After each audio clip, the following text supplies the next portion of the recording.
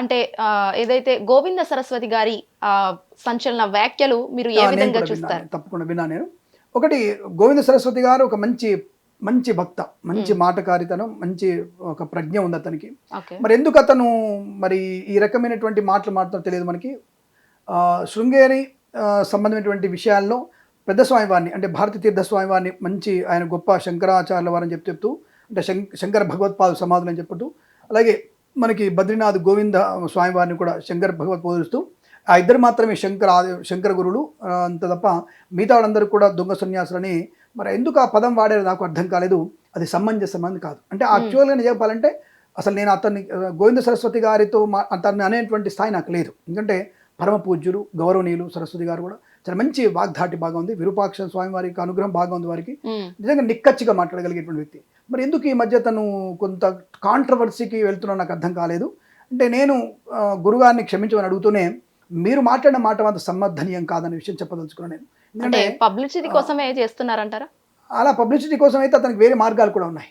కానీ భారతీయ మార్గాలు అనేక ఉంటాయి. ఇప్పుడు వచ్చేసి మేము పూజలు చేస్తామని చెప్పేసి నేను యాగం చేస్తా అని చెప్పొచ్చు, యజ్ఞం చేస్తా అని చెప్పొచ్చు, పీఠానికి ఇది కావాలని చెప్పొచ్చు, వేరే మార్గాలు చాలా ఉంటాయి. కానీ శంకర భగవత్పాదుల సమానమైనటువంటి మన భారతీ తీర్థ స్వామి వారు తన సొంతంగా తను నిర్ణయించుకొని తనను ఉత్తరాధికారిగా నియమించుకున్నాడు. తనతో పూజలు చేయించి చతుర్వేదాలు పఠనైన తర్వాత యజుర్వేద పొత్తాన్ని పూర్తి చేసుకొని క్రమాంత ఘనాంత శాస్త్ర పాండిత్యం పొంది ఆ తర్వాత ఎన్నో పరీక్షలు పెట్టిన తర్వాతనే విజయశేఖర భారతి వారు తనకి ఉత్తరాధికారిగా అవుతారు.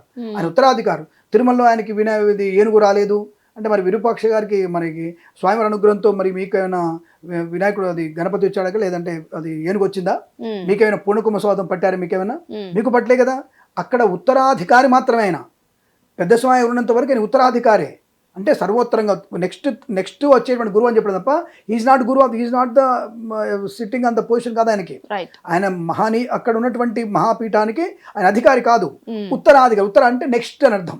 ఉత్తరాధికారి, కమింగ్ సూన్ అని అర్థం. ఆయన వరకు పెద్ద స్వామి భారతీ తీర్థ స్వామి వారే మహాస్వామి వారే అక్కడ పీఠాధిపతి. ఆయన అక్కడ అదే చెప్తారు, అందరూ ఉత్తరాధికారి అని చెప్తారు. ఉత్తరాధికారికి ఎప్పుడు కూడా మీకు పూర్ణకుంభ స్వాతాలు ఉండవు. ఆయన సన్యాసిగా పీఠాధిపతిగా మాత్రమే లోపలికి ఉంటుంది. మహాస్వామి వెళ్ళినప్పుడు మాత్రం తప్పకుండా ఆయనకి లోపలికి వెళ్ళే అవకాశం ఉంటుంది. ఆయన పూర్ణకుంభ స్వాతం ఏనుగు రావాలి, ఏనుగుతో ఆయన తీసుకెళ్ళాలి, ధ్వజారోహణ ఉంటుంది, బ్రహ్మాండటువంటి ఆయనకి లోపలికి ఆయన సాక్షాత్తుగా భగవత్పాదులు ఆయన. కాబట్టి అటువంటి ఆయనకు ఉంటుంది, ఖచ్చితంగా ఉంటుంది. అది ఆయనతో వీని పోల్చకూడదు. కానీ భారతీ తీర్థ స్వామి వారే తనని ఎన్నుకున్నాడు, ఉత్తరాధికారికి ఎన్నుకున్నాడు. బాల్యంలోనే తెలుసుకొని ఆయనకి సంపూర్ణ చతుర్వేదాలు నేర్పించి పూర్తి పాండిత్యాన్ని ఇప్పించి తనతో పుంచుకొని అన్ని ఉత్తరాధికారిగా ఎటువంటి నియమాలు ఉంటాయి, ఎటువంటి చేయాలని చెప్తూ ఎటువంటి ప్రచారం చేయాలి, ధర్మ ప్రజాపన ఎలా చేయాలి, ధర్మ సంస్థాపన ఎలా ముందుకెళ్ళాలి, వేదం ఎక్కడ ప్రజలు చేయాలి, వేద పాఠశాల ఎలా పెట్టాలి, ఎటువంటి వాటి వీళ్ళు ఎక్కడ ఉండాలి, స్థిరంగా ఎక్కడ ఉండకూడదు అని చెప్పిన తర్వాత ఆయన అన్ని తిరుగుతున్నాడు. ఆయన మహాస్వామి వారు తిరిగారు. ఇప్పుడుగా ఉత్తరాధికారి ప్రచారం చేయాలి. ఏం ప్రచారం చేయాలి? వేదోద్ధరణ, ధర్మ సంస్థాపన, ప్రతి చోటికి వెళ్ళి సశిష్యామలు ఉండడానికి పూజలు పునస్కారాలు తపస్సు వేద ప్రవచనాలు చేయాలి. తప్పకుండా మంచి మాటలు 10 మందికి చెప్పాలి. ఇవన్నీ కూడా చెప్పాల్సిన బాధ్యత ఉత్తరాధికారిదే ఉంటుంది. మరి అలా తెలిసినటువంటి గోవింద సరస్వతి గారు మరి డైరెక్ట్గా విధుశేఖర స్వామి వారు దొంగ స్వామి అనేటువంటి మాట అనేది నాకెందుకు అది కొద్దిగా అర్హనీయమైనది కాదు. మరి గోవింద సరస్వతి గారు లాంటి వాళ్ళు చెప్పేటువంటి స్థాయి నాకు లేకపోయినా ఎందుకు ఇది కొంత అది మంచి మాట అయితే కాదనిపించింది నాకు. అందులో తిరుమలలో సాక్షాత్తుగా తిరుమల స్వామి వారి దగ్గర ఆయనకు ఉన్నటువంటి సంస్కారం వేరు. ఆయనకు వచ్చినటువంటి ముఖ్యాధికారులు వచ్చారు, ఆయన ముఖ్యమైన అధికారి బయటకు వచ్చి ఆయన తీసుకెళ్లారు. ఆయన అటువంటి యోగం వారికి ఉంది. అలా లేకపోతే ఆయన తీసుకెళ్లరు. నెక్స్ట్ తప్పకుండా ఆయన ఆ పీఠానికి అధికారి. ఆ భారతీ తీర్థ స్వామివారి తర్వాత ఆయనే ఆ యొక్క స్వామివారు అవుతారు, ఆయన మహాస్వామివారు అవుతారు. అలా తెలిసి కూడా మరి ఎందుకు ప్రకోపాలు వస్తున్నాయో. యాక్చువల్గా సన్యాసి అంటేనే అరిషడ్ వర్గాలు దూరంగా ఉండాలి. ఈ కామక్రోధాలు ఆఫ్కోర్స్ కామానికి దూరంగా ఉంటారు వాళ్ళు, క్రోధానికి కూడా దూరంగా ఉండాలి. ఎందుకు క్రోధాన్ని పెంచుకుని అర్థం కాలేదు. ఈ మధ్య మీటర్ మీదకి వచ్చేసి అనేక రకాల వాద వివాదాలు చేస్తూ ఉంటారు. ఆయన వాద వివాదాలు, తర్కం అనేది వేరు. తర్కం అనేది ఇద్దరు తెలివైన వ్యక్తుల మధ్య జరిగే సంభాషణ తర్కం అంటారు. అంటే గురువు గారు పీఠం కోసం కూడా ఆయన అలా మాట్లాడుండొచ్చు అని చెప్పేసి కాంట్రవర్సీలు నడుస్తున్నాయి. ఏ విధంగా చూడొచ్చు? ఆ పీఠానికి గోవింద సరస్వతి పెట్టి తీసుకునే అవకాశం అనేది ఇంపాసిబుల్. అది అసలు శృంగేరి పీఠానికి యోగ్యత చాలా ఉండాలి. అటువంటి యోగ్యత అనేది మిగతా విరూపాక్ష పీఠాల వారికి తర్వాతకి వస్తున్నది అబద్ధం. అది ఇంపాసిబుల్. అది కంచిపీఠానికి కూడా అటువంటి కంచిపీఠంలో ఉత్తరాధికారి ఉండాలన్నా కొన్ని నియమాలు ఉండాలి. కాబట్టి విరూపాక్ష పీఠం వేరు, అంటే ఒక్కొక్క పీఠానికి ఒక సమర్థవంతంగా ఉంటాయి. కానీ చాతుర్నామ్య పీఠాలు ఉన్నటువంటి 4 పీఠాల్లో ప్రముఖమైనది శారదాపీఠం. ఆ శారదాపీఠం శృంగేరి పీఠం. ఆ శృంగేరి పీఠంలో నుంచి అధికారిగా నువ్వు ఉండాలంటే, స్వామివారిగా ఉండాలంటే ఎన్ని జన్మల పుణ్యం చేసుకుంటేనో, కనీసం ఒక పుష్కర జన్మల పుణ్యం ఉండాలి. అంటే 12 జన్మలు మీ పుణ్యం చేసుకుని ఉంటారు కానీ ఆ పీఠానికి అధికారిగా కాలేరు.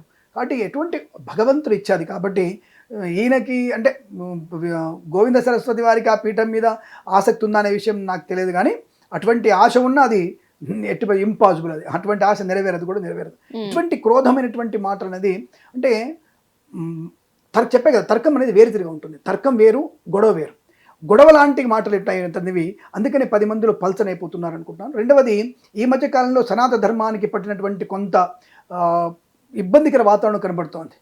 కొంతమంది ఇంతకుముందు కొంచెం చాతురామ్నాయ పీఠాలు లేవని, శివుడు లేడని, ఆయనకు అలా కొంతమంది సన్యాసులు, కొంతమంది దండదారులు, కొంతమంది వచ్చేసి తప్పుడు మాటలు మాట్లాడడం, సనాధర్మం గురించి వెక్కిరించడం, నాస్తికులు బయటకు వచ్చేసి మాట్లాడడం, ఇలాంటి ఇప్పుడు గోవింద సరస్వతి వంటి మాట్లాడేసరికి ఈ సనాధర్మంలోనే అనేకమైనటువంటి వాదోపవాదాలుంటూ చూసారే వాళ్ళే తనుగుదొస్తున్న విషయంలో ఎవరో ఇది అనవసరంగా మరి ఒక రకమైనటువంటి కుట్రకోణం దాగుంది అనిపిస్తుంది అది. కాబట్టి సనాధర్మానికి కొంత చీడ పురుగులు పట్టారనే విషయం తెలుస్తోంది. ఆ చీడ పురుగుల ప్రమాదం వల్ల, ప్రభావం వల్ల ఇటువంటి మహనీయులు గోవింద సరస్వతి వారు లాంటి వాళ్ళు అనవసరంగా మహాసంస్థానమైనటువంటి శృంగేరి పీఠం గురించి మాట్లాడడం అనేది అది శోచనీయం కాదు. అది అంటే గురువు గారు ఇందాక మీరు చీడ పురుగులు అని చెప్పేసి అంటున్నారు, మరి అందులో సన్యాసులు కూడా ఉన్నారా? ఉంటారు, ఎందుకుంటారు, చాలా మంది సన్యాసులు ఉంటారు. సన్యాసులు అంటే చెప్పాను కదమ్మా, దొంగ సన్యాసులు కూడా ఉంటారు. అంటే సగం తెలిసే మిడిమిడి జ్ఞానం వాళ్ళు కూడా ఉంటారు. ఇప్పుడు నేనున్నాను, సన్యాసధర్మం నాకు తెలియదు, అంటే నేను సంసారాన్ని కాబట్టి సన్యాసధర్మం నాకు తెలియదు నాకు, కానీ సన్యాసధర్మాలు ఎలా ఉంటాయో నేను తెలుసుకోగలుగుతాను నేను. అందుకే నన్ను అరిషడ్ వర్గాలు లేకుండా ఉండాలి. క్రామము, క్రోధం ఏది ఉండదు వాళ్ళకి, అసలు దేని మీద వాళ్ళకి అనురాగం ఉండకూడదు. ఈవెన్ దో శృంగేరి పీఠం మీద కూడా ఆయనకి అనుబంధం ఉండొద్దు, గోవింద సరస్వతి గారికి విరూపాక్ష పీఠం మీద కూడా అనుబంధం ఉండొద్దు. వాళ్ళు తిరుగుతున్నారు, సంచారం చేయాలి, భిక్షమెత్తుకొని తినాలి, వాళ్ళు భిక్షధారంతో జీవించాలంతే. వాళ్ళు ఆ రోజుకు అక్కడ దొరికినటువంటి పదార్థమే తినాలి అంతే తప్ప వాళ్ళు ఏమి అడుకోవడం అంటే మీలాగెళ్ళి మళ్ళాగెళ్ళి అమ్మ ఆయన కనిపెట్టి అడగడం కాదు. ఎక్కడైతే ఉన్నావో అక్కడ నీకు దొరికిందా భోజనం తిను, దొరకలేదు అడగద్దు. అదే వాళ్ళ జీవితం అలాగే ఉంటుంది. అది సన్యాస జీవితం. కాబట్టి అటువంటి వాటి సన్యాస జీవితం వేరు, ఇటువంటి నీతి నియమాలైనటువంటి సన్యాసులు వేరు. అటువంటి నీతి నియమాలైనటువంటి సన్యాసులు ఎవరైనా ఇలా ఉసిగొలుపుతున్నటువంటి విషయంలో మరి గోవింద సరస్వతి వారు బయటకు వచ్చారేమో తెలియదు నాకు, కానీ బట్ అతను మాత్రం శోచనీయం కాదు. ఒక పీఠాన్ని గురించి మాట్లాడేటువంటి స్థాయి ఎవరికి ఎలా ఉంటుందో మరి గోవింద చదువు తెలుసు, వారికి కూడా తెలుసుకొని మాట్లాడితే బాగుంటుంది అని పై స్వామివారినేమో గొప్పవాడిగా చెప్తూ కింది స్వామివారిని హీనంగా మాట్లాడడం అనేది అది సమంజసం అయితే కాదు. అది తీవ్రమైనటువంటి వివాదానికి దారితీస్తుంది. రేపు 400 మంది ఏదో పీఠం పెట్టారు, అక్కడ ఏ ఒక్కరైనా సరే విధుశేఖర భారతి గారి గురించి నెగిటివ్గా మాట్లాడే సాహసం చెయ్యరుగాక చేయరు. ఎందుకు అయి ఉంటుంది గురువుగారు? శృంగేరి పీఠం అంటేనే గొప్పదమ్మా.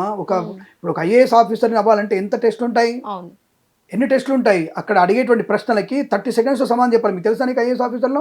But I know that information about what is the IAS ఆఫీసర్లో ఇంటర్వ్యూలో 5 నిమిషాలలో మీకు 72 ప్రశ్నలు అడుగుతారు. 72 ప్రశ్నలు 48 ప్రశ్నలు సమాధానం చెప్పాలి మనం, ఖచ్చితంగా టక్కటక్క చెప్పాలి. మనకి ఏం అడుగుతారో తెలియదు. వాళ్ళు నీ ఇంటి గురించి అడగొచ్చు, నీ పక్కింటి గురించి అడగొచ్చు, అంతరిక్షం గురించి అడగొచ్చు, పాతాళం గురించి అడగొచ్చు, ధర్మశాస్త్రం అడగొచ్చు, ముస్లిమ్స్ గురించి అడగొచ్చు, క్రిస్టియన్ గురించి అడగొచ్చు అని చెప్తారా? మీరు 5 నిమిషాల్లో 70 సమాధానం చెప్పగలుగుతారా? కాబట్టి చెప్పలేరు. కాబట్టి అంత దాంట్లోనే ఎన్నుకుంటున్నాం ఐఏఎస్ ఆఫీసర్ని. That is nothing but after all IAS officer. After all అది అంటే చదువుకోగలిగితే ఎవరైనా అక్కడ వెళ్ళగలుగుతారు. ఒక పీఠానికి వెళ్ళాలంటే ఎన్ని కోట్ల మందిలో 4 వేదాలు చదువుకుని వెళ్ళాలంటే నువ్వు 12 జన్మల పుణ్యం చేసుకుని ఉండాలి. అటువంటి పీఠం గురించి మాట్లాడే అధికారం ఎవరికి ఉండదు. ఇంపాసిబుల్. అది సాహసం చేయరు ఎవరు కూడా. అందులో ఇటువంటి వాళ్ళకి సాహసం చేస్తారు కదంటే మీరు అడుగు చెంబడే మరి గోవింద సరస్వతి సాహసం చేస్తారు కదంటే అక్కడే అంటున్నా, ఎవరో మిమ్మల్ని ఉసిగొలుపుతున్నారు, మంచిది కాదు. ఒక పీఠాల గురించి పీఠాధికారి గురించి మాట్లాడేటువంటి సాహసం చేయకండి. ఇప్పటికైనా అది మంచిది కదా. ఇతర మన ధర్మం గురించి తప్పుగా మాట్లాడుతున్న వాళ్ళ గురించి ఏదైనా కాంట్రవర్సీగా మాట్లాడవచ్చు, కానీ ఒక పీఠం గురించి మనమే మాట్లాడడం అనేది తప్పు. కాబట్టి ఆ విషయంలో మీకు అది మరి హంపి పీఠంలో అలాంటివి ఏమైనా లుకలుకలు లాంటివి ఉన్నాయో నాకు తెలియట్లేదు, కానీ విరూపాక్ష స్వామి అనుగ్రహంతో తప్పకుండా ఇది మంచిదని కోరుకుంటూ గోవింద సరస్వతి గారు చెప్పినటువంటి మాటలు మాత్రం ఎట్టి పరిస్థితుల్లో కూడా అది మంచిది కాదనేది నా నిశ్చిత అభిప్రాయం. అంటే ఆయన స్థాయి నాకు లేదు, ఎందుకంటే ఆయన సర్వసంగ పరిత్యాగి, మహనీయుడు, చాలా మంచి జ్ఞాన సంపన్నుడు, సరస్వతి పుత్రుడు ఒక రకంగా చెప్పాలంటే. అటువంటి వారి విధంగా అన్నారంటే కొద్దిగా నాకు ఇబ్బందికరంగా ఉంటుంది.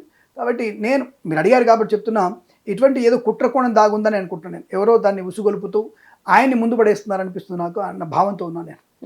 హిట్ టీవీ యాప్, ఇందులో short news, live news, entertainment shows, movies, digital magazines తో పాటు మీ జిల్లా వార్తలను కూడా ఫ్రీగా చూడొచ్చు. ఇంకెందుకు ఆలస్యం, వెంటనే హిట్ టీవీ యాప్ ని డౌన్లోడ్ చేసుకుని ఫ్రీగా ఎంటర్టైన్మెంట్ పొందండి. Hit TV app. Hit TV app. Please download hit TV app. Hit TV app ని ఫ్రీగా డౌన్లోడ్ చేసుకొని ఎంజాయ్ చేయండి. మీకు నచ్చిన ఎంటర్టైన్మెంట్ కోసం హిట్ టీవీ యాప్ ని ఫ్రీగా డౌన్లోడ్ చేసుకొని ఎంజాయ్ చేయండి. హిట్ టీవీ యాప్ ని డౌన్లోడ్ చేసుకుని ఆస్వాదించండి, ఆశీర్వదించండి. ఇంతమంది సెలబ్రిటీలు హిట్ టీవీ యాప్ ని డౌన్లోడ్ చేసుకోండి అని చెప్తున్నారంటే ఎంత మంచి యాప్ ఆలోచించండి. అమెరికా అమెరికా అమెరికా అమెరికాలో చదవాలనుకునే వాళ్ళకి విశ్వసనీయమైన పేరు మన శౌర్య కన్సల్టెన్సీ. UK లో 1 year masters. UK లో 1 year masters. 2 years work permit up to 5 years visa. Contact Saurya Consultancy. Contact 89851 89851.